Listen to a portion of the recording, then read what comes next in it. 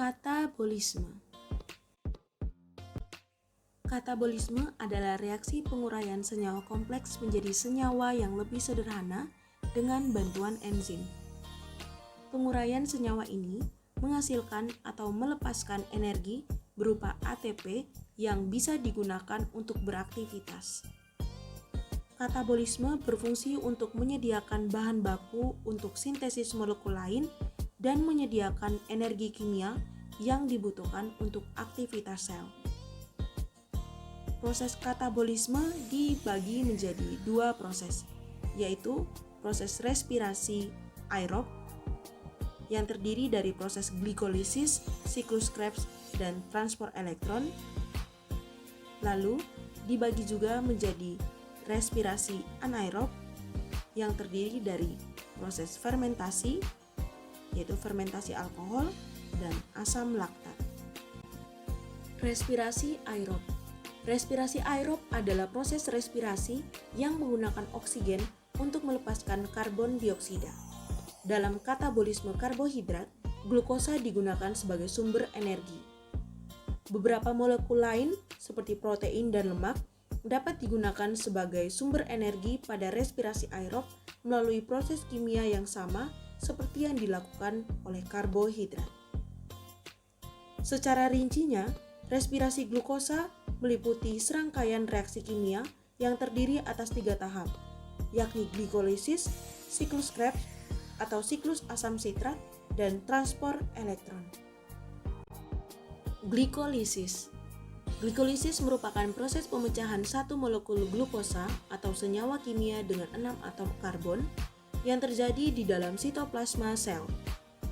Hasil akhir glikolisis adalah 2 molekul ATP, 2 molekul NADH, dan 2 molekul asam pirufat atau senyawa kimia dengan 3 atom karbon.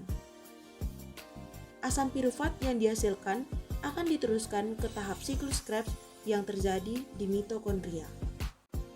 Siklus Krebs. Siklus Krebs diawali dengan proses persiapan yang disebut dengan dekarboksilasi oksidatif. Dekarboksilasi oksidatif merupakan proses pengurangan gugus karbon asam pirufat dari 3 gugus atau 3C menjadi senyawa baru dengan gugus 2C, yaitu asetil koenzim A. Proses dekarboksilasi oksidatif menghasilkan 2 molekul asetil koenzim A, 2 molekul NADH, dan 2 molekul CO2.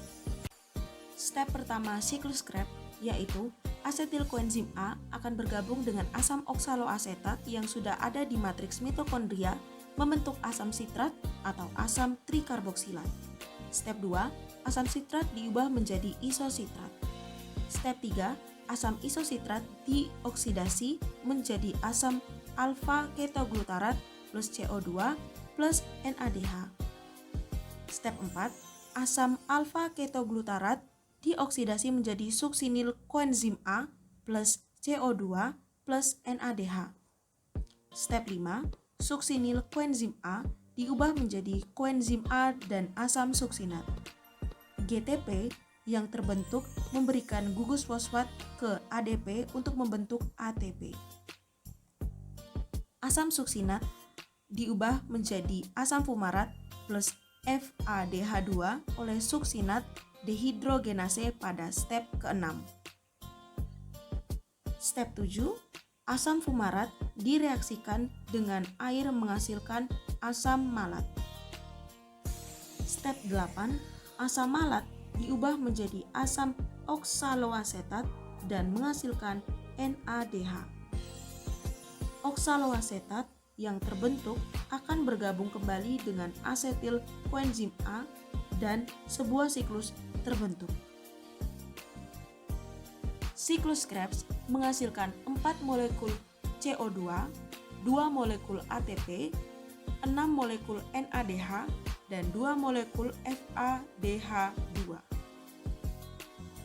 Siklus Krebs berlangsung 2 kali karena ada 2 molekul asetil koenzim A yang dihasilkan dalam pemecahan 1 molekul glukosa. Transport elektron atau fosforilasi oksidatif. Pada tahap ini terjadi rantai transfer elektron dan sintesis ATP. NADH dan FADH2 yang dihasilkan dari glikolisis dan siklus Krebs akan memasuki membran dalam mitokondria. Tahap ini disebut juga fosforilasi oksidatif karena mengoksidasi NADH dan FADH2 yang akan menyumbangkan elektron dan ion hidrogen atau H+. Akseptor elektron terakhir pada sistem transport elektron adalah O2. Oleh karena itu, tahapan-tahapan reaksi ini disebut respirasi aerob. O2 akan bereaksi dengan H+ membentuk H2O. H+ juga akan memacu pembentukan ATP melalui sintesis ATP oleh enzim ATP sintase disebut kemiosmosis. Kemiosmosis adalah sintesis ATP yang diberi tenaga atau energi oleh aliran H+ kembali melintasi membran. Seperti yang telah dijelaskan, NADH dan FADH2 dalam perjalanannya di transport elektron mengalami perubahan menjadi ATP. Ketentuannya, 1 NADH akan setara dengan 3 ATP, sedangkan 1 FADH setara dengan 2 ATP. Rincian ATP yang dihasilkan dalam respirasi sel dapat dilihat pada tabel berikut. Pada glikolisis dihasilkan 2 ATP, dan pada siklus Krebs dihasilkan 2 ATP.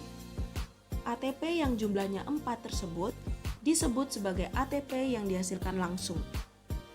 Jika jumlah ATP keseluruhan dijumlahkan, akan didapatkan maksimal 38 ATP dari pemecahan 1 molekul glukosa.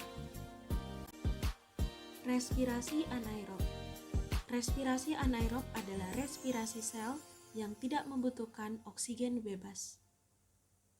Asam pirufat yang dihasilkan dari proses glikolisis akan diubah menjadi molekul lain karena di dalam sel tidak tersedia oksigen bebas.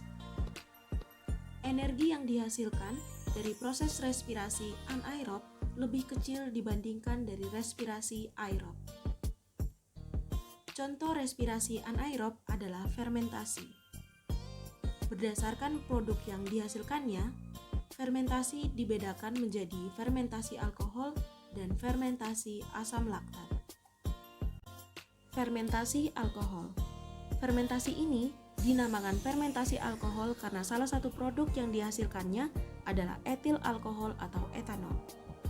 Proses pernapasan pada tumbuhan rendah seperti pada jamur ragi atau Saccharomyces cerevisiae menghasilkan etanol atau alkohol. Fermentasi alkohol secara sederhana dapat dilihat pada gambar berikut. Selanjutnya, fermentasi asam laktat.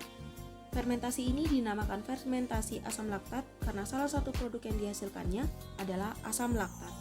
Fermentasi asam laktat dilakukan oleh sel otot dan beberapa bakteri asam laktat. Contoh produk makanan yang dibuat dengan menggunakan bantuan bakteri asam laktat adalah yogurt, keju, mentega, dan produk fermentasi lainnya. Jika kadar oksigen pada otot sedikit, sel otot akan membentuk ATP melalui fermentasi asam laktat. Akan tetapi, penumpukan asam laktat yang berlebihan dapat menyebabkan otot lelah dan kejang.